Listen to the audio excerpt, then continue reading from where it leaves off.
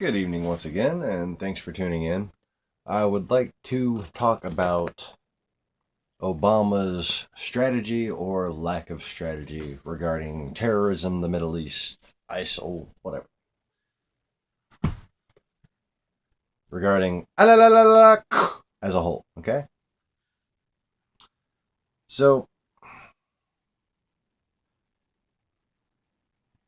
you got four key players here that one must take into account when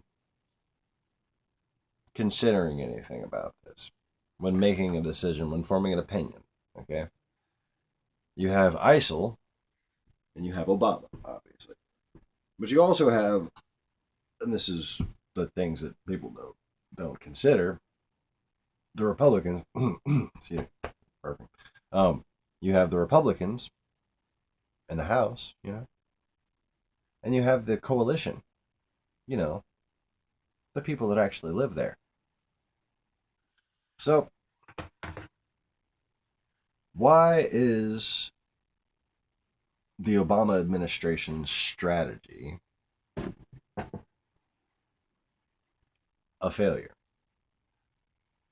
Kind of a failure to put down a coffee mug properly, not my cardboard box camera stand in the fancy Know the Instinct Technology Studio of Silent Science and Stuttering. Yeah. But coffee is worth it. So suffer. How am I talking about? What is the strategy? So if we're gonna call it a failure, you're gonna call it a failure. Somebody's gonna call it a failure. So what is the strategy as you understand it? That's the point. There is no strategy. Well, there actually is a strategy. Okay. And I don't want to just outright say it's not Obama's fault that it's not working, but it's not Obama's fault that it's not working. All right.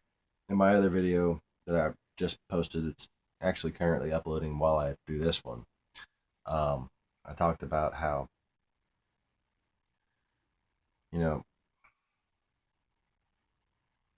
people kind of presume failure.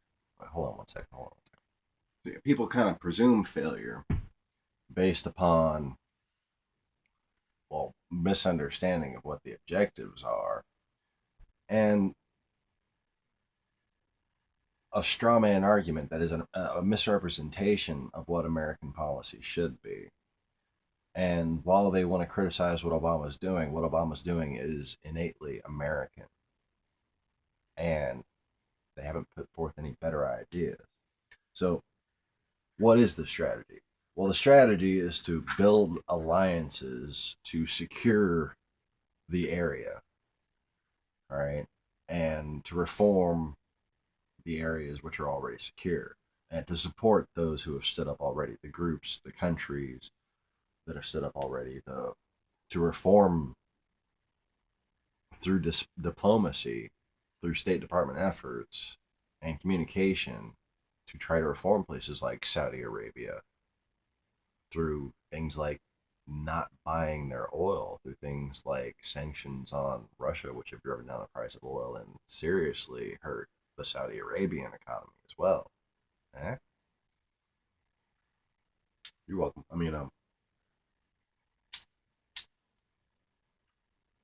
Nothing to see here.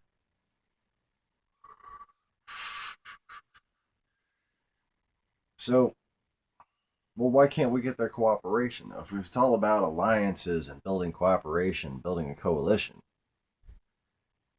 why can't we get their cooperation? Why is it a quote failure? Well, what, pray tell, happened when Obama tried to or did actually make a groundbreaking, very possibly effective, if it actually goes through, very effective nuclear deal with Iran? What happened when he made a nuclear deal with Iran? the United States House of Representatives, some new guy I've never heard of, got a bunch of other signatures to a letter that he composed saying that you can't trust our president. Wait, of course the Ayatollah can trust Obama. Don't you think he's a Muslim? Don't they trust each other? Come on. It's fucking ridiculous. And, like, seriously, how is Obama supposed to get a coalition together when America's diplomatic strength used to lie in its unity? You see, if we wanted to build a coalition, what would happen when America was acting like America is that the president would make these foreign diplomatic decisions, and senators and sometimes Congress people with the senators would all go and get together with the foreign leaders and say, hey, let's all get along and work together. Instead, you got Ted Cruz and you got witch doctor Obama Hitler posters. What the fuck? So that's why it's not Obama's fault, okay? Because it's their fault. You know, the ones who are trying to accuse him of the shit, it's actually their fault. Because America is not a dictatorship. America is a team. You know, if America wants to be world police, it's got to be Team America world police. It can't be Barry's America world police. That didn't work out at all. I'm sorry. Yeah. So back to the note. As soon as I can read my chicken scratch. See, the simple thing is going on across the board. The same thing is going on across the board. The signals foreign leaders are getting from the skirmishes within our government, happening for just no damn reason, are making it impossible to get things done. I'm sure U.S. diplomats are getting proverbs quoted to them. Don't tell us about our house until you get your house in order. And while we might have friends there, we're always going to have enemies, okay? And sometimes enemies with cause, sometimes people who, from their perspective, are operating with the best intentions, but sometimes outright people who are paid to oppose us, to prevent us from achieving peaceful, good diplomatic objectives, prosperous, mutual, beneficial objectives. And shit like this gives them easy ammunition, fills their mouths with all the bullshit they want to fucking spread. Like, I mean, just makes it easy for them. You're just making it easy for them.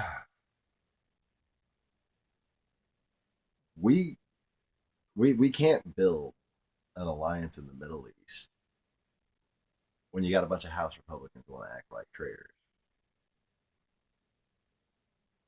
But, you know, being a traitor is okay now, right? Being anti-American is okay now, right? Why? Because Obama. Why? Because Benghazi. What? Why? Because you're fucking racist. You've just decided to be a traitor because you were looking for excuses to turn. You know, like to turn. Like you need somebody to turn. Like turn. You're just looking for an excuse to turn.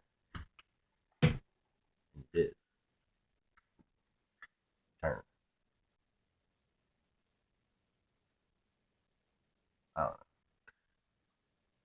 Norm MacDonald cracking the fuck up. But yeah.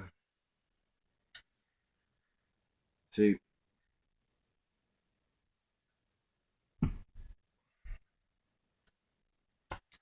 what news outlets are you going to trust? Well, none of them probably right now. But you can get State Department briefings. You can actually trust the people who are being held accountable for what they say, the people who are actually bound by law to speak the truth. You know, you can actually go listen to what those people say. And you can even listen to when they're careful about what they say. And you can assume the worst. You can assume that they're actually being strategic. That's your choice. But what you don't get is the filtered propaganda bullshit that you see on fucking Fox News and CNN and shit like that. Okay, see the information for yourself, or understand that you don't have enough information to draw a proper conclusion. Therefore, shut the fuck up. Okay.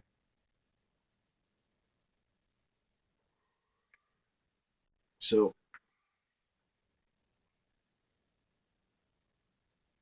there's been this artillery firing into Ukraine. Been all kinds of cross-border artillery firing from Russia into Ukraine, Russian artillery going into Donetsk region and firing across into the Ukrainian controlled areas. Well, the scope of propaganda should be clear when you consider who covered this. Who's covering, what mainstream media outlet is covering the Russian armies firing into Ukraine? Was it CNN? Well, they cover everything, right?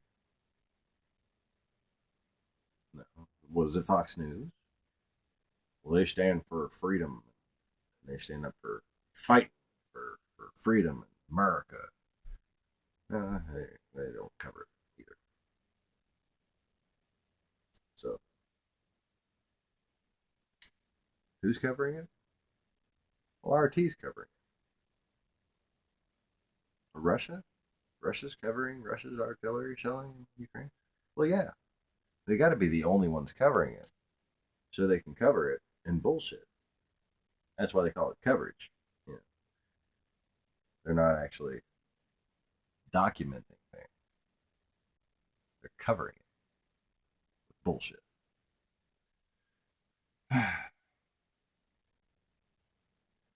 So, RT is the one network with a viral video that you can see anytime you want on YouTube. It'll show up anytime you're searching for relative stuff about the United States State Department assessment of combined intelligence sources that Russia was directly attacking Ukrainian border posts and checkpoints with howitzers and massive barrages of Grad missile artillery. And I don't know if you know what Grad missile artillery. Grad is like an 18-wheeler, about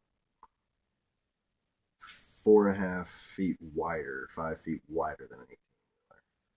Okay, and the whole truck is missiles, and the whole back of the truck goes up like this, and there's a bunch of fucking missiles that just go.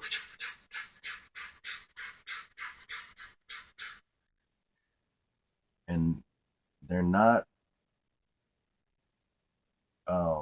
what you call it, smart weapons. They'll line up 20, sometimes 50 of these fucking trucks and just face them toward the town, and that town ain't there the next day. And this shit's been happening, you haven't been hearing about it. And the only English speaking station that you can really get information about this stuff is if you're not tuning into actual Ukrainian coverage. It's not Euronews. It's not the Telegraph. It's not BBC. They've been infiltrated. It's RT. Because RT is KGB. It's FSB. Okay? It's a Russian intelligence propaganda ministry. And it is owning these things so it can own the perspective that gets reported on these things. But if you actually look at the raw video, if you look at the more inclusive, the more total coverage that is presented by the Ukrainian news channels, you get a much clearer picture of what's going on. And I've seen videos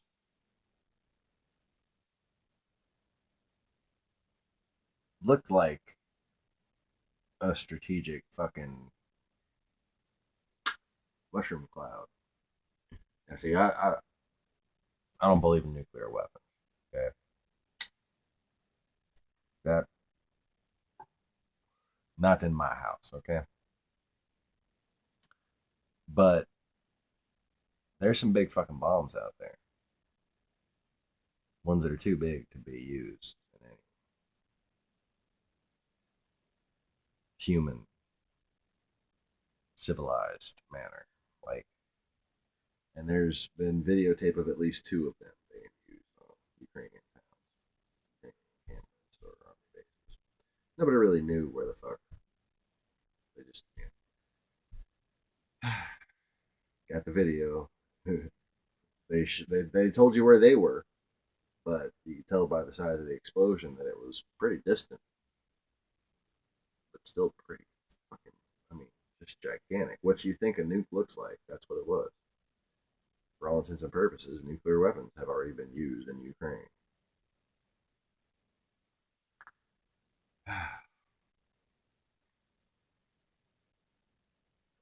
But oh wait, this video is about ISIL, right? This video is about the Middle East, right? They're different things. Oh yeah, different things.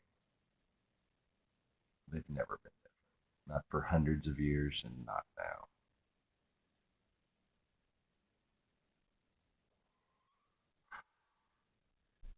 Get back to a point for my regular viewers about the Byzantine Empire. You see, there were some southern houses of the Byzantine Empire that fucking had to go because they were cooperating with the Western.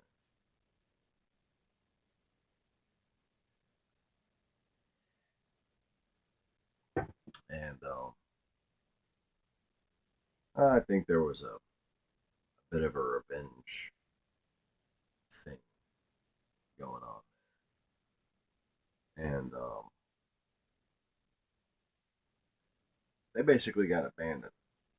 That part of the Byzantine Empire just got abandoned by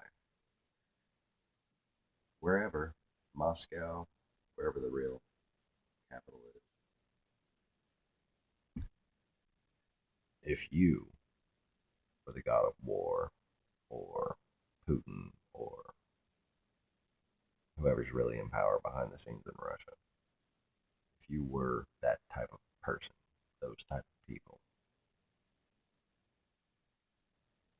and thought, cold, hard strategy, would you let people know where your real capital was? No. Dude, have you ever not noticed how Moscow looked kind of like Disneyland?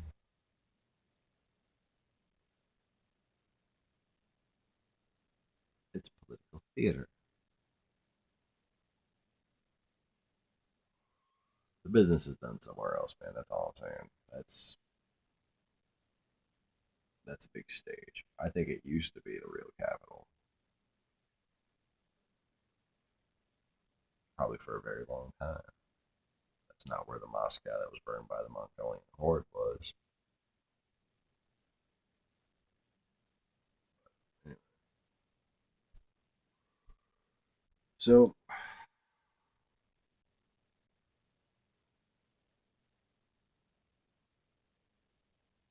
yeah, another thing that I said in the last video that should be taken into effect in this one, since it's about ISIL and apparently Ukraine too again. If you can't effectively judge Obama's policy in the Middle East, probably can't really effectively judge it in Europe either. Just in case you didn't catch the other video, one very important thing you need to consider is if we shipped a bunch of tanks to Ukraine right now, by the time they got there, Ukraine wouldn't be there anymore. Understand?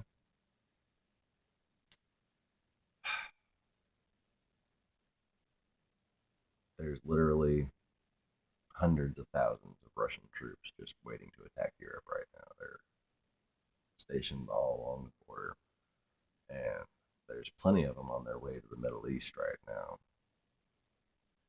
There's plenty more, kind of, I don't know, rounding up a new batch of slaves in fucking Georgia and Chechnya. But it's really hard to get news from that area. Really hard to get news from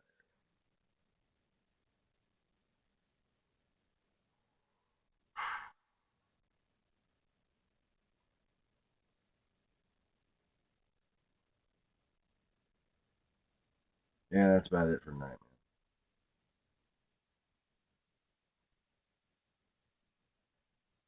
The point is, if we want America to succeed, we need to support our president. Okay. And if we want the Middle East to get peace, we need a congressional effort to support the president, his strategy. Okay. Because without the government's support of the strategy put forth by the White House, the strategy is doomed to failure. Okay. But anybody who actually has an honest view of the Republican Party knows that its strategy is to make Obama fail. And it has been from day one. They announced it. It's open. It's not a conspiracy theory. It's just what they openly fucking talked about. Whatever he does, we're going to just make sure he doesn't get it done right. We're just going to make him fail at whatever he tries to do. And you know what? To me, that makes him traitors. To me, that's anti-American. And there's no excuse for it. Because it's rooted in racism. It's rooted in hatred. And most of their anti-poor policies are the same.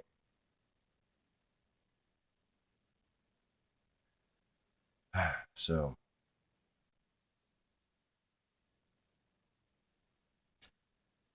if you think that being a true Christian means that